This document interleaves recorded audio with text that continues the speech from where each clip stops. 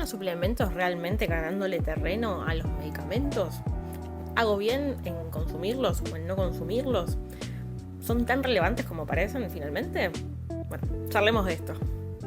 Primero que nada, bienvenidos, bienvenidas y bienvenidos a este primer video largo en este canal de YouTube. Para quienes no me conocen, mi nombre es Eliana Zaloaga, soy médica generalista y de familia, me especializo en medicina del estilo de vida y trabajo bajo el paradigma de salud en todas las tallas.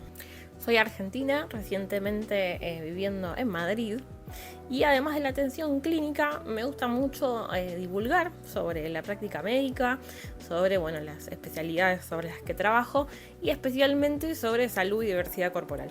Me gusta mucho debatir y repensar un poco sobre la práctica médica. Obviamente, además está decir que esto va desde mi subjetividad y desde mi práctica y mi experiencia. Pero bueno, la intención es que un poco estas reflexiones les sirvan tanto a colegas como a pacientes para poder seguir repensando algunas cuestiones. Si llegaron acá de casualidad, esta es el inicio de una serie de videos más largos que tenía ganas de hacer, porque en Instagram por ahí los reels quedan un poquito cortos, la información queda un poco recortada y a mí me encanta hablar y me encanta debatir y sé que estos temas generan interés, así que me parece que está bueno poder tener una conversación un poco más larguita. Los que están en el canal de difusión fueron los que fueron eligiendo el orden de los videos que les propuse y obviamente está abierto también a nuevas ideas.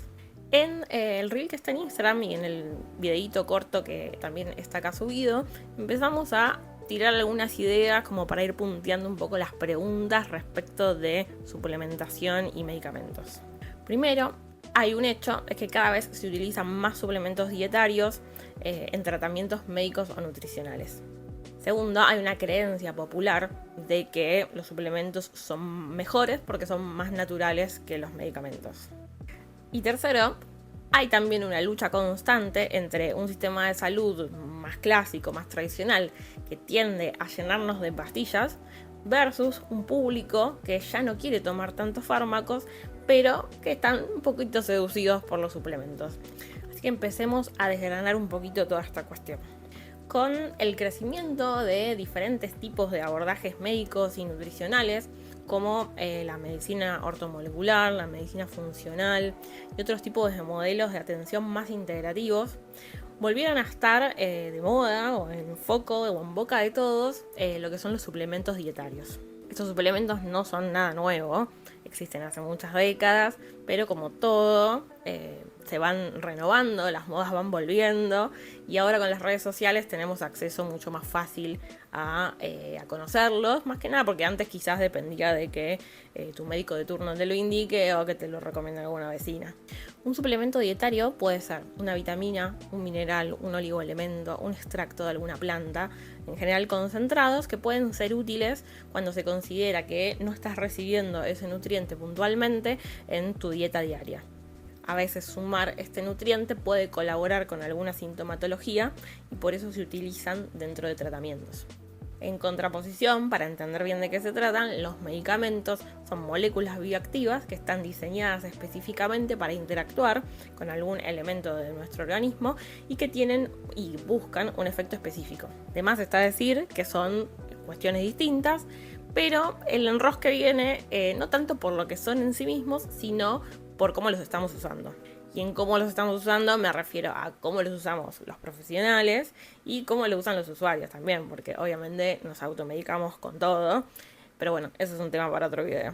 Antes de seguir analizando esto, me gustaría dar un poquito de contexto, hablando un poco de cómo es nuestra formación como médicos. Obviamente, es mi opinión, es mi experiencia, puedo leer en comentarios otras cuestiones. Pero bueno, la formación que tenemos como médicos y médicas en cuanto a lo que es la formación de grado universitaria está bastante atravesada por la industria farmacéutica ya hace muchas décadas.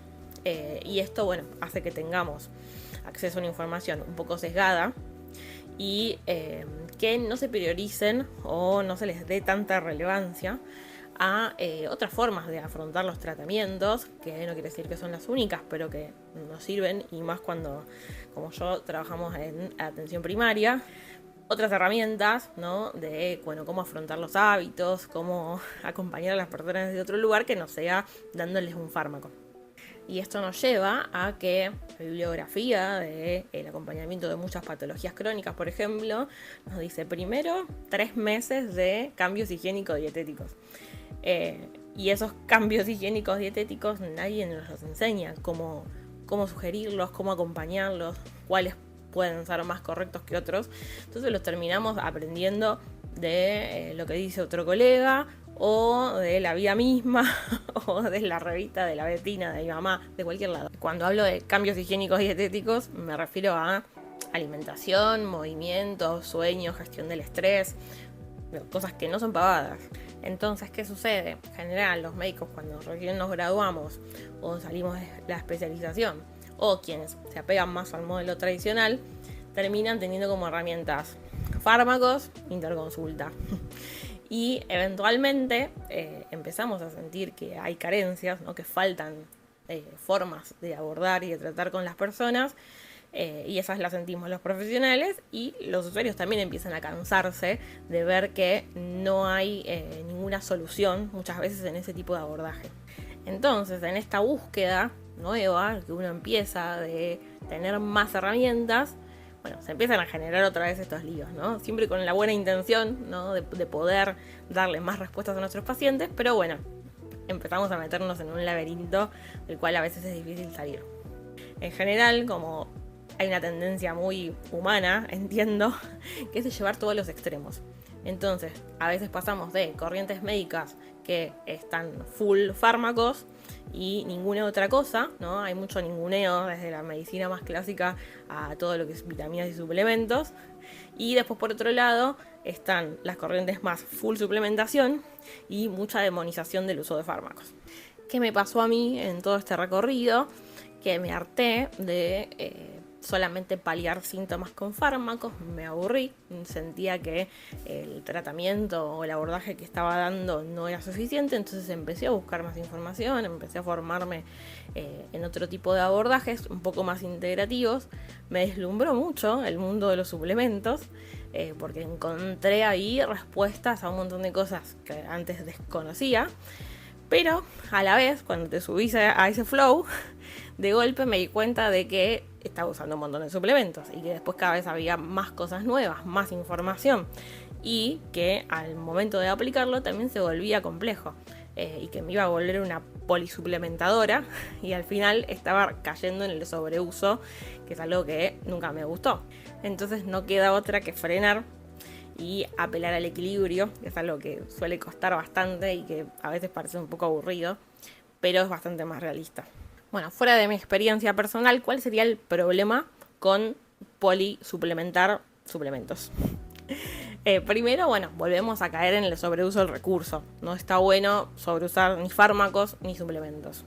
¿Por qué? Porque tomar muchas cosas, no importa lo que sea, se hace poco sostenible, incluso a mediano plazo. La gente se cansa, se aburre, se olvida, y eso, bueno, atenta un poco contra la adherencia al tratamiento.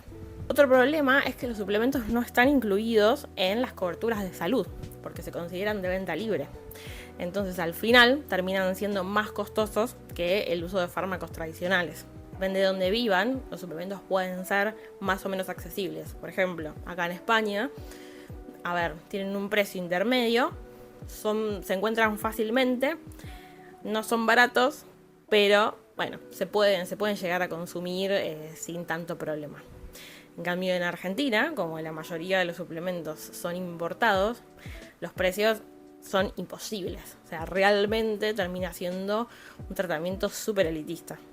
Bueno, y también, que no es poca cosa, con el sobreuso, ya sea de medicaciones o de suplementos, también tendemos a olvidarnos de las bases, de las cosas importantes que son la alimentación, el movimiento, el descanso, ¿no? Esas cosas que siempre repetimos y que son las que a veces más cuesta hacer. Y somos seres humanos, nuestra energía es limitada, y si nos concentramos en tomar 25 pastillas por día, bueno, queda poco para el resto de las cosas.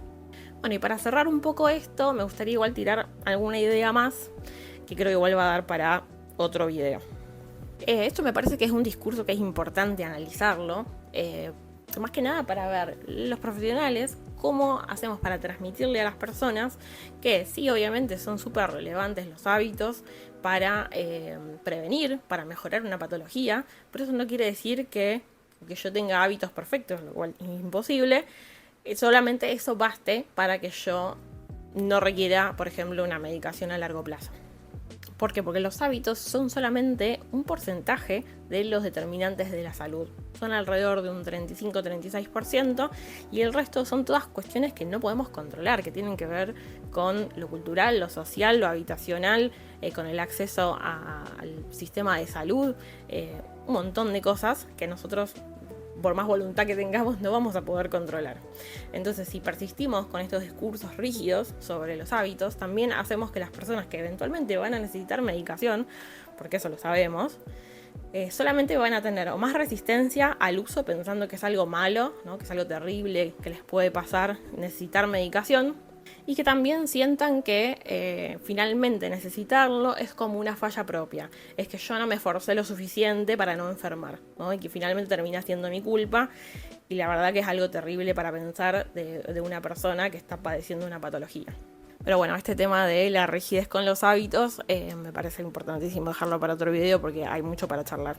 Bueno, si llegaron hasta acá, les agradezco mucho por la atención. Espero sus opiniones en los comentarios y nos vemos la próxima.